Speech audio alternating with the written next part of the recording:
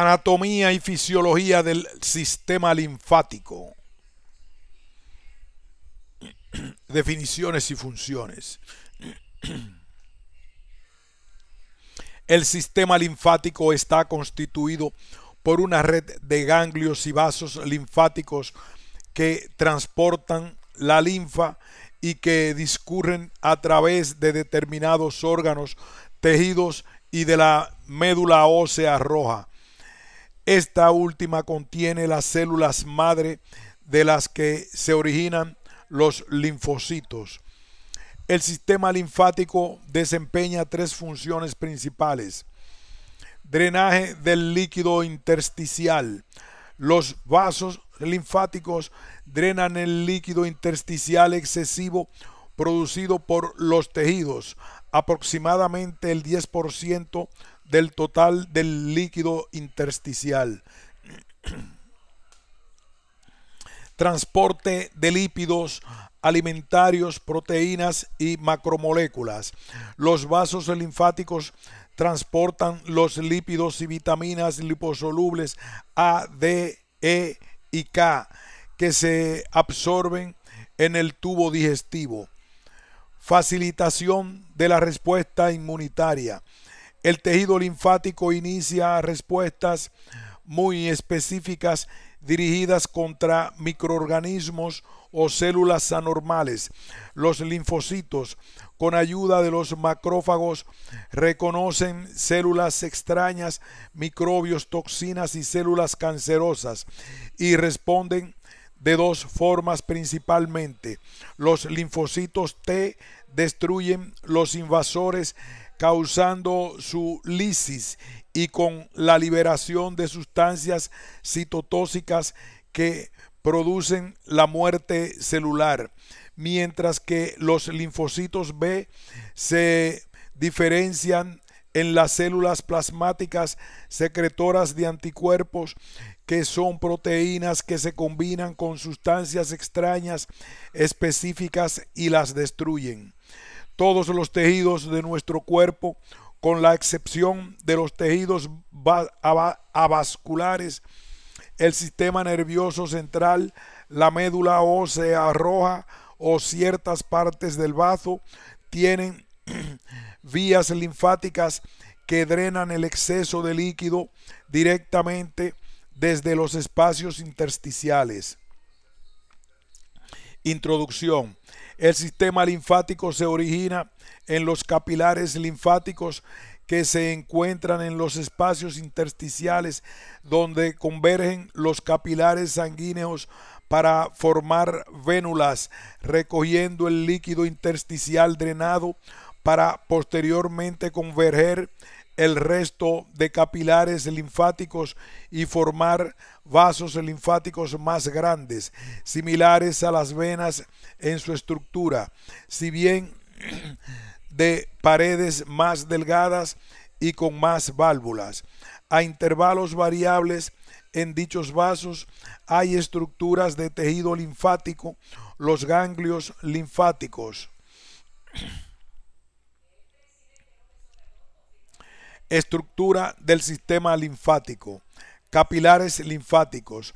Estos capilares se encuentran en prácticamente todo el organismo excepto en los tejidos mencionados anteriormente, con un diámetro poco mayor que los capilares sanguíneos, 15 a 75 micras, y con una longitud de 0.5 milímetros. La estructura especial de estos capilares permite que el líquido intersticial fluya al interior de los mismos, pero no hacia afuera. Los bordes de las células endoteliales que componen la pared de un capilar linfático están superpuestos. Cuando la presión es mayor en el líquido intersticial que en la linfa, las células se separan ligeramente como al abrirse una válvula unidireccional y el líquido entra en el capilar. Si la presión es mayor en este último, las células se adhieren estrechamente entre sí e impiden que la linfa regrese al líquido. que regresen al líquido intersticial. Los filamentos de anclaje dispuestos en ángulo recto al capilar fijan las células endoteliales de este tejido circundante. La acumulación excesiva de líquido en los tejidos y el edema consecuente estira dichos filamentos, lo cual agranda los espacios entre las células endoteliales y permite que fluya más líquido dentro del capilar linfático. Colectores linfáticos prenodales. Su función es transportar la linfa desde los capilares hasta los ganglios linfáticos. En ellos, las paredes están más estructuradas, la membrana basal está más desarrollada y aparecen válvulas en su luz. La primera válvula se localiza donde se inicia el colector. Las uniones intercelulares se hacen más juntas y más impermeables a moléculas de gran tamaño. Son permeables al agua y a pequeñas moléculas.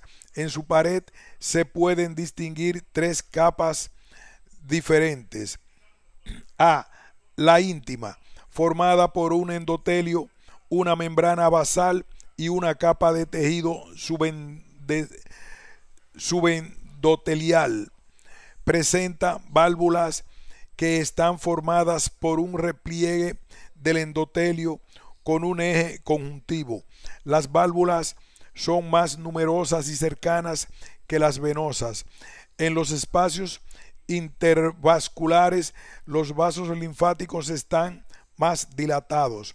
Las válvulas son semilunares y se colocan por pares a la misma altura. A medida que aumenta el tamaño del colector, disminuye el número de válvulas y el espacio intervalvular aumenta. B. La muscular media, con células musculares de disposición helicoidal. C. La adventicia, con fibras colágenas y elásticas. Con ellas existen varios vasos sanguíneos y terminaciones nerviosas. Estos colectores a nivel de las extremidades constituyen dos grandes sistemas: el superficial o supraponeurótico y el profundo o subaponeurótico. Ambos se localizan en la vecindad a sus venas correspondientes y llevan un recorrido rectilíneo. Los ganglios linfáticos. Los ganglios linfáticos son órganos encapsulados que se encuentran en el trayecto de los vasos linfáticos, repartidos por todo el organismo. En el cuerpo humano existen entre 500 y 1000 ganglios linfáticos. Todo vaso linfático debe pasar por un ganglio antes de desembocar en el torrente sanguíneo. Los vasos aferentes entran por la parte convexa del ganglio, saliendo por el hilio, las venas y los vasos eferentes. Por este mismo hilio entran las arterias y los nervios, que se irán distribuyendo en el interior del ganglio a través de trabéculas. En general, los ganglios se reúnen formando cadenas ganglionares, aunque en ocasiones pueden aparecer ganglios solitarios como el ganglio preauricular o el ganglio tibial anterior. Teniendo en cuenta su localización, podemos distinguir entre ganglios colectores, ganglios superficiales y ganglios profundos. La estructura histológica y la fisiología específica del ganglio linfático serán descritas en el siguiente apartado. Colectores postnodales. Salen del hilo de los ganglios y se dirigen a un nuevo grupo de ganglios o bien a los grandes troncos linfáticos. Su estructura es similar a los colectores prenodales, con un aumento progresivo de la luz y del grosor de los mismos, a expensas fundamentalmente de la media y la adventicia. Poseen válvulas tricúspides.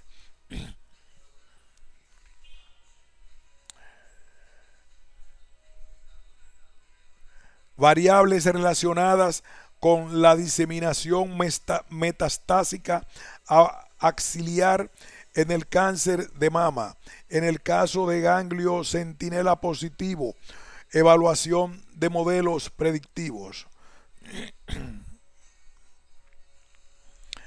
Troncos linfáticos drenan ya grandes regiones del cuerpo. Se forman a partir de la unión de diversos colectores postnodales y a su vez forman al fusionarse entre ellos los conductos linfáticos. Su estructura es trilaminar y tienen abundantes válvulas, al igual que los colectores tienen nervios y vasos a nivel de la adventicia. A nivel del tórax encontramos tres troncos. 1. Tronco yugular, procedente de los ganglios cervicales profundos que drenan los linfáticos de la cabeza del cuello. 2. Tronco subclavio, que recibe la linfa de los miembros superiores y de la mama. 3. Tronco mediastínico, que drena la cadena ganglionar de la mamaria interna, de las vísceras torácicas y de los espacios intercostales. A nivel del abdomen también existen tres troncos principales. 1. Tronco lumbar derecho. 2. Tronco lumbar izquierdo que, junto al derecho, drena los ganglios de la mitad inferior del cuerpo. 3. Tronco intestinal, que recoge la linfa abdominal y de las vísceras vertiéndola al tronco lumbar izquierdo. Los troncos lumbares se unen en la cisterna de Pequet, donde se inicia el conducto torácico. Conductos linfáticos. Existen dos conductos colectores que no son simétricos: el conducto torácico y la gran vena linfática. La estructura es similar a las venas del mismo calibre, pero la media está más desarrollada y tiene más células musculares dispuestas longitudinal y circularmente. La adventicia está menos desarrollada, pero contiene los vasa vasorum y filetes nerviosos como las venas. Conducto torácico. Es el colector más importante y recoge la linfa de Conducto torácico. Es el colector más importante y recoge la linfa de todos los linfáticos del cuerpo, excepto de la mitad derecha del tórax, cuello y cabeza y brazo derecho. Se inicia a nivel de la parte superior del abdomen por fusión de los colectores linfáticos infradiafragmáticos. En su origen existe una zona ensanchada, la cisterna de Pequet. A nivel del tórax asciende entre la aorta y la vena ácigos y posteriormente por el lado izquierdo del esófago, desembocando a modo de cayado en el ángulo venoso yugosubclavio izquierdo. La longitud es de 20 a 30 centímetros y su diámetro de 3 a 5 milímetros. No tiene válvulas excepto en su trayecto distal. Conducto linfático derecho, también llamado gran vena linfática, se forma por la unión de los troncos yugular, subclavio y broncomediastínico derecho drena la linfa procedente del miembro superior derecho y de la parte derecha de cabeza, cuello y tórax. Está situado en la parte anterolateral de la base del cuello, delante del músculo escaleno anterior, desembocando en el ángulo venoso yugosclavio derecho. Su diámetro es de 2 milímetros y su longitud de 15 a 20 centímetros. En el punto de desembocadura se observan dos repliegues valvulares. En el punto de desembocadura se observan uno o dos repliegues valvulares. Variables relacionadas con la diseminación metastásica axiliar en el cáncer de mama en caso de ganglio centinela positivo, evaluación de modelos predictivos. Composición y fisiología del sistema linfático. La linfa es el líquido intersticial que penetra en los linfáticos. Por tanto, su composición es casi idéntica a la del líquido intersticial en la parte del cuerpo de la cual proviene. La concentración proteica del líquido intersticial en los tejidos periféricos es aproximadamente de 2 gramos por decilitro. Sin embargo, en determinados tejidos, como en el intestino, puede alcanzar hasta 3 a 4 gramos por decilitro o incluso 6 gramos por decilitro en el hígado, lo que hace que una linfa torácica alcance a mezclarse hasta 3 a 5 gramos por decilitro. También es una vía importante de absorción de lípidos, por lo que tras una comida copiosa en grasas, la linfa del conducto torácico puede alcanzar hasta 1 a 2% de la composición en lípidos. Hasta microorganismos bacterianos pueden alcanzar los capilares linfáticos y llegar al sistema linfático acompañando a la linfa. Aproximadamente fluyen a la hora 120 milímetros o mililitros de linfa al sistema venoso en reposo. El ritmo de intercambio linfático puede determinarse por dos factores: 1, la presión del líquido intersticial, y 2, el grado de actividad del sistema linfático.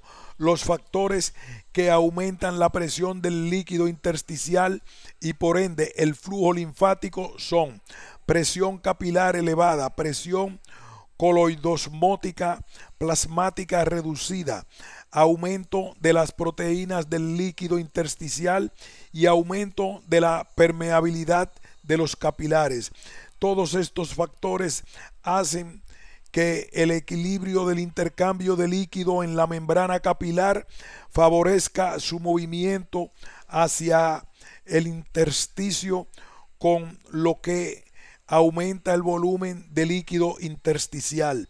La presión del líquido intersticial y el flujo de la linfa a la vez.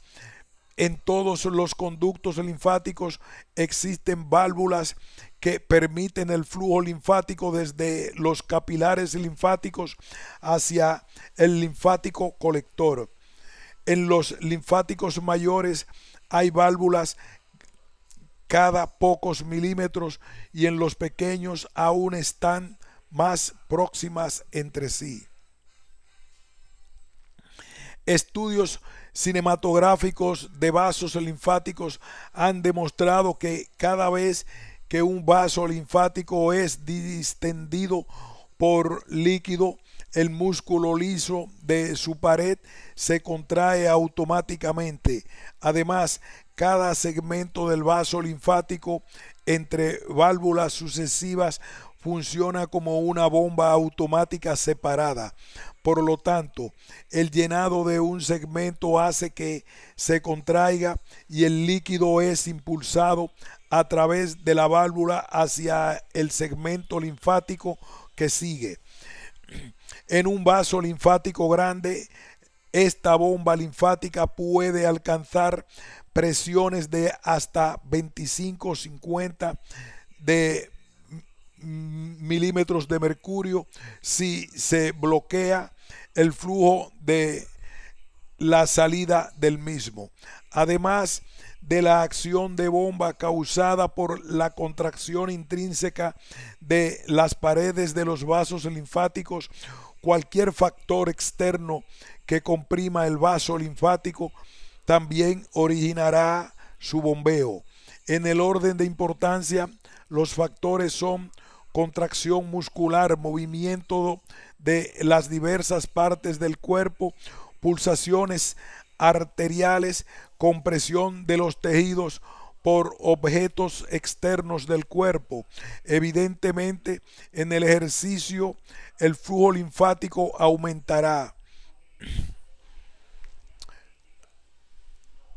El flujo linfático aumentará mucho, hasta 10 a 30 veces su actividad. Por otra parte, en periodos de inactividad, dicho flujo será casi inapreciable. Además de la bomba linfática, en los vasos linfáticos grandes también existe una bomba linfática en los capilares linfáticos, debido a la peculiar configuración de los mismos. Serán los filamentos contráctiles de la actinomiosina presente en las células endoteliales de dichos capilares linfáticos, quienes a través de las contracciones rítmicas bombeen en primera instancia a la linfa, colaborando con el sistema de bombeo de los vasos linfáticos más grandes. Por tanto, hay dos factores que determinan el flujo linfático, que son la presión del líquido intersticial y la actividad de la bomba linfática.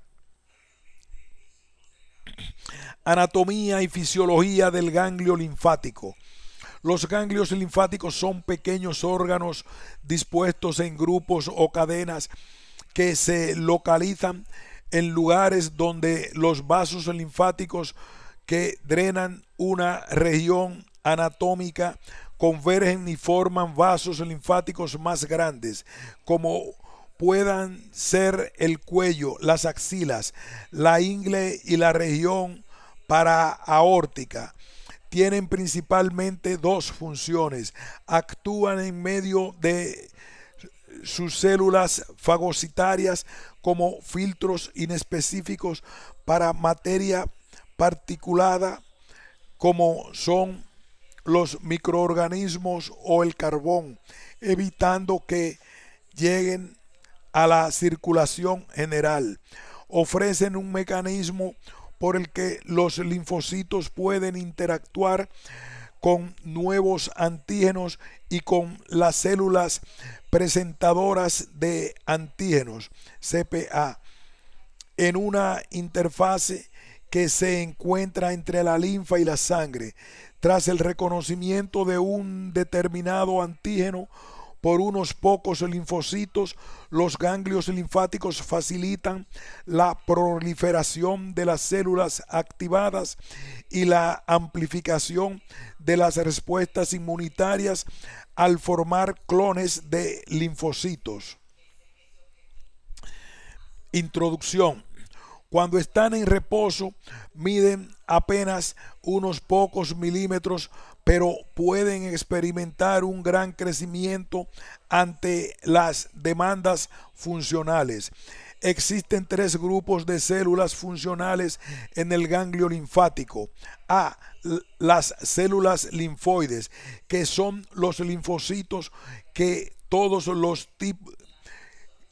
Las células linfoides, que son los linfocitos de todos los tipos y subtipos, que la mayor parte entra vía sanguínea, aunque una pequeña parte lo hace por el vaso linfático aferente dependiente de un determinado tejido. B. Las células inmunológicas accesorias, que comprenden diversos macrófagos, tanto los que realizan la función de presentación de antígeno como los que fagocitan partículas. C. Las células del estroma, que no poseen otra función inmunológica activa, entre las que se encuentran las células endoteliales linfáticas y vasculares y los fibroblastos.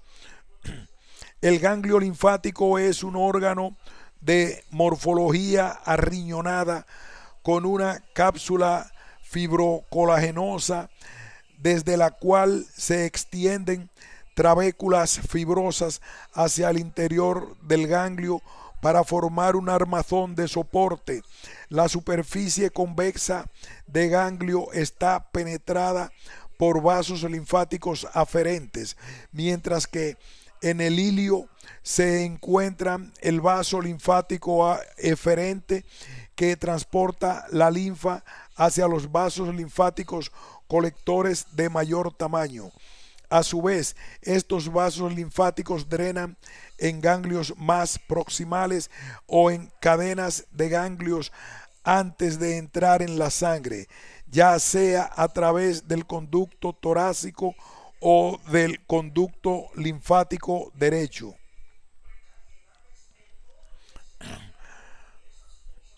Variables relacionadas con la diseminación metastásica axilar en el cáncer de mama, en el caso de ganglio centinela positivo, evaluación de modelos predictivos. Los ganglios tienen tres tipos de compartimentos funcionales. A. Red de senos linfáticos tapizados por células endoteliales que se continúan con las luces de los vasos linfáticos aferentes y eferentes. B. Red de pequeños vasos sanguíneos por donde entran los linfocitos circulantes al ganglio. C.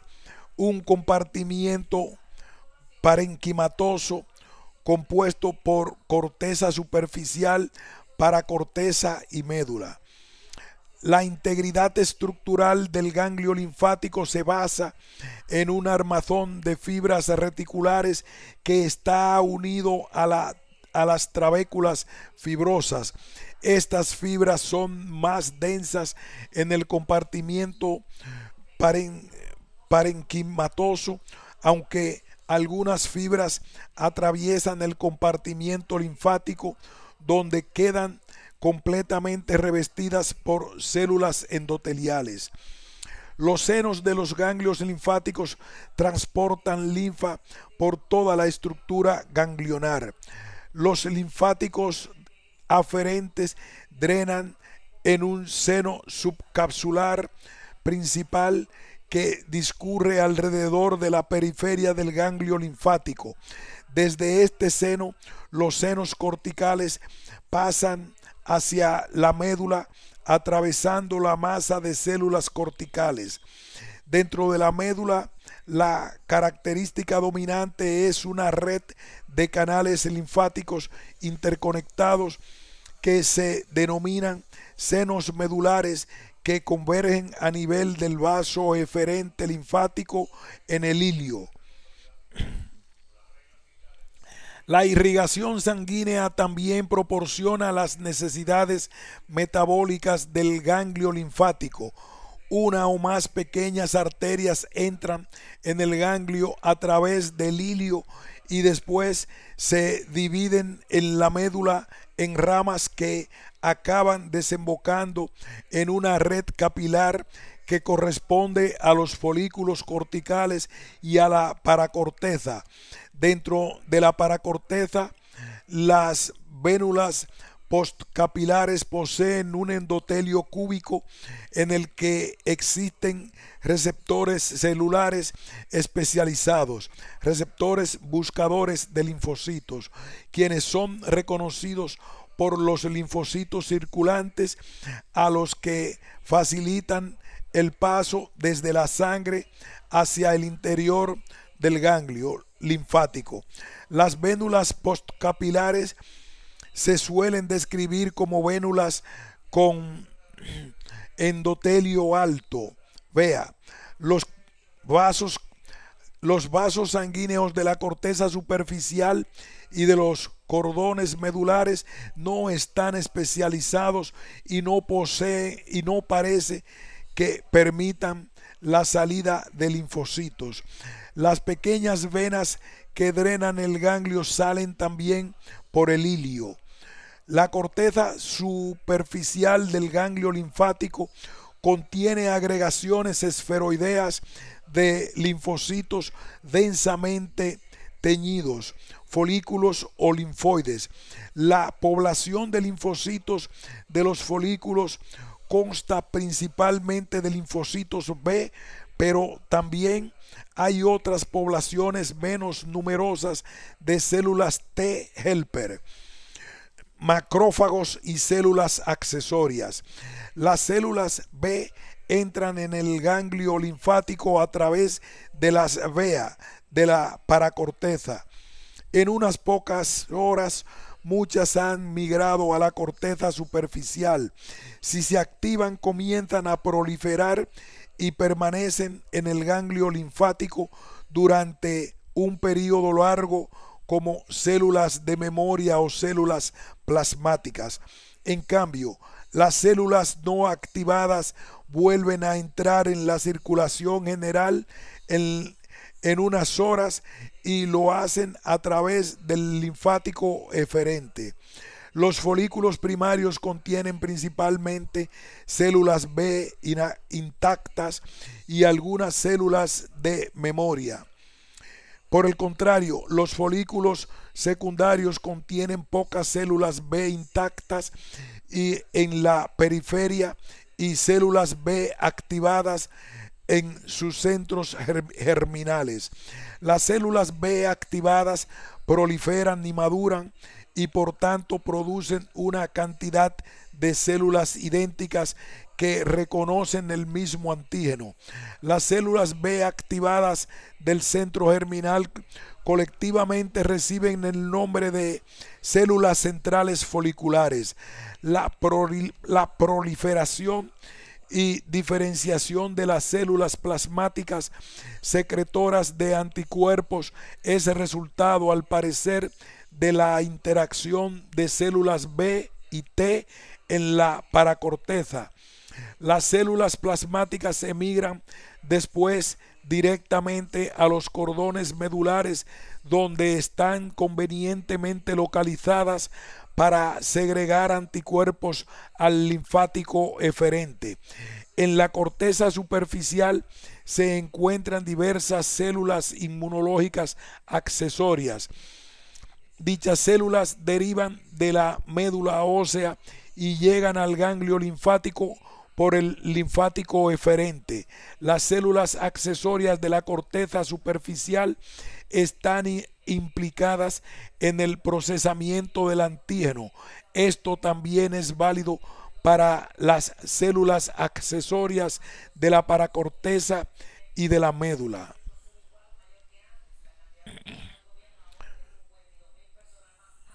Los principales tipos de células accesorias de la corteza superficial son macrófagos sinusales, células muy fagocíticas de los senos subcasular y cortical, células velo, células derivadas de los monocitos cuyo nombre se deben al aspecto de velo que adquieren con el microscopio de barrido. Se localizan principalmente en los senos subcapsulares. Macrófagos de cuerpo teñido. Son abundantes enzimas lisosómicos en su citoplasma. Macrófagos de la zona marginal, que constituyen un cuerpo morfológicamente diverso de células fagocíticas localizadas dentro del intersticio folicular. Células foliculares dendríticas que poseen numerosas proyecciones finas ramificadas. Las células foliculares dendríticas conservan los antígenos en su superficie durante muchos meses. Estas células presentan el antígeno directamente en las células B y carecen de la expresión del complejo principal de la histocompatibilidad CPH clase 2 que normalmente se ve en las células presentadoras de antígeno. Dichas células pueden visualizarse adecuadamente con técnicas inmunoquímicas para marcadores especiales de macrófagos. La población de células de la paracorteza consta de linfocitos y células accesorias que constantemente están entrando y saliendo de la región. Las células T dominan la paracorteza, entran en el ganglio de la sangre por las veas y lo abandonan 6 a 8 horas después, saliendo por el linfático eferente. Cuando se activan las células T aumentan de tamaño y forman los linfoblastos. Estas células proliferan después y producen un clon ampliado de células T activadas en una respuesta inmunológica en la que dominan las células T. La paracorteza puede expandirse hasta la médula produciendo la denominada reacción paracortical.